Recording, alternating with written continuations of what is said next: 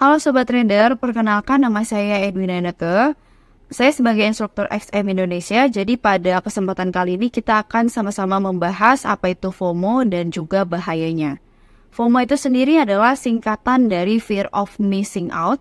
Jadi artinya tuh takut ketinggalan sesuatu, takut ketinggalan momen, atau bisa dibilang ikut-ikutan sesuatu yang lagi tren atau trending gitu ya.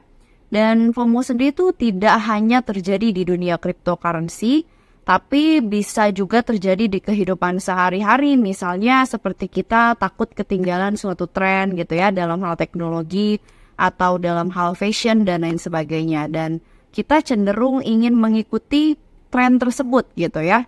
Dan kalau untuk cryptocurrency sendiri, FOMO yang bahaya tuh seperti apa sih?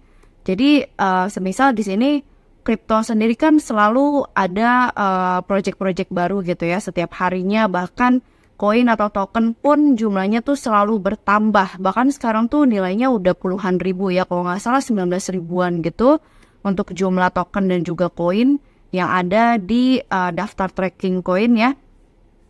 Dan di sini kalau misal ya suatu contoh di sini ada salah satu project baru misalnya. Nah, project baru ini tuh bisa dibilang dia sudah diawali dengan pump yang sampai 10.000% atau 1.000% lah katakanlah ya. Jadi biasanya orang itu akan terpancing dan juga tertarik gitu begitu melihat ada kenaikan yang cukup fantastis terjadi di koin atau token tersebut. Dan kita cenderung akan penasaran gitu ya, mencari tahu apa sih penyebab koin ini tuh bisa naik tuh apa gitu. Ditambah lagi ada promosi dari orang-orang yang mempromosikan koin ini gitu, atau katakanlah influencer gitu ya. Dan semakin lama kita semakin larut gitu. Kita semakin ingin tahu apakah kita juga bisa ikutan beli dan kita bisa cuan juga di situ. Jadi ketika kita sudah mengetahui tersebut, akan ada timbul semacam hasrat ingin beli, atau katakanlah kita sudah terpancing untuk FOMO ya. Kita ingin ikut, kita tidak mau ketinggalan cuannya gitu ketika orang-orang sudah mulai ramai-ramai membahas koin tersebut atau token tersebut. Jadi disitulah kita mulai FOMO. Dan bahayanya apa?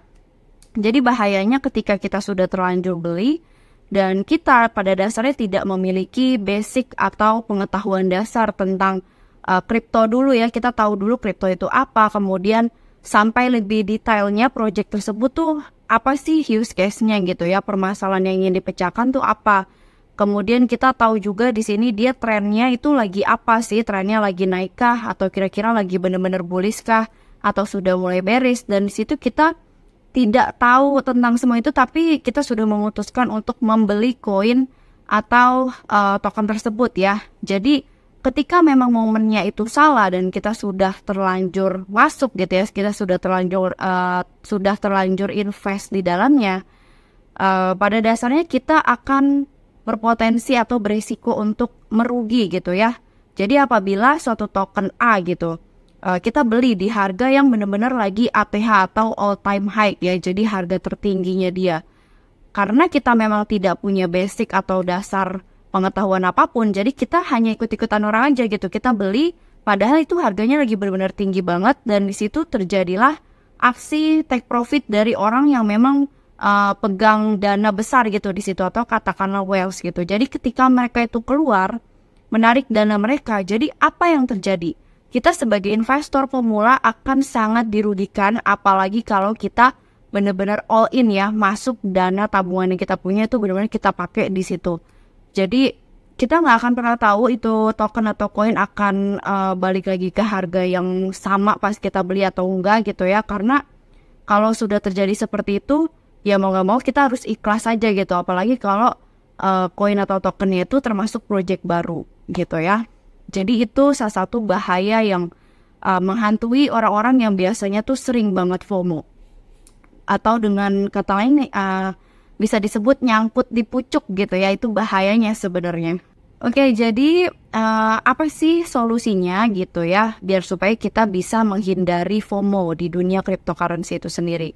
Yang pertama, kita bisa melakukan trading plan atau kita membuat planning untuk trading kita ke depannya tuh seperti apa sih. Misal katakanlah kita terbiasa nyicil Bitcoin.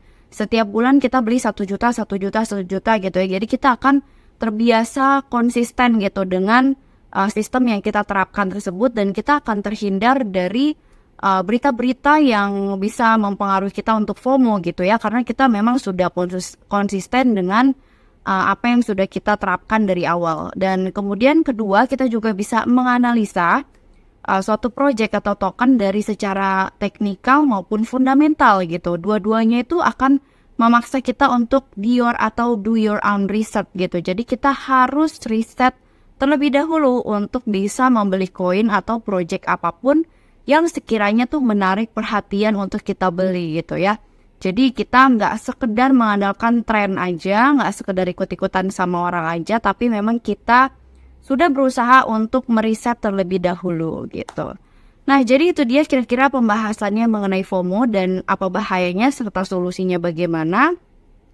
Kalau misalkan rekan-rekan tertarik untuk mendapatkan informasi lebih detail seputar cryptocurrency dan juga informasi lainnya, rekan-rekan bisa subscribe aja channel YouTube XM Indonesia, dan kemudian rekan-rekan juga bisa follow sosial media lainnya seperti Facebook, Telegram, kemudian ada juga Instagram ya, untuk bisa mengetahui informasi terbaru serta update terbaru seputar XM. Terima kasih untuk rekan-rekan yang sudah menyaksikan video ini. Sampai jumpa di lain kesempatan.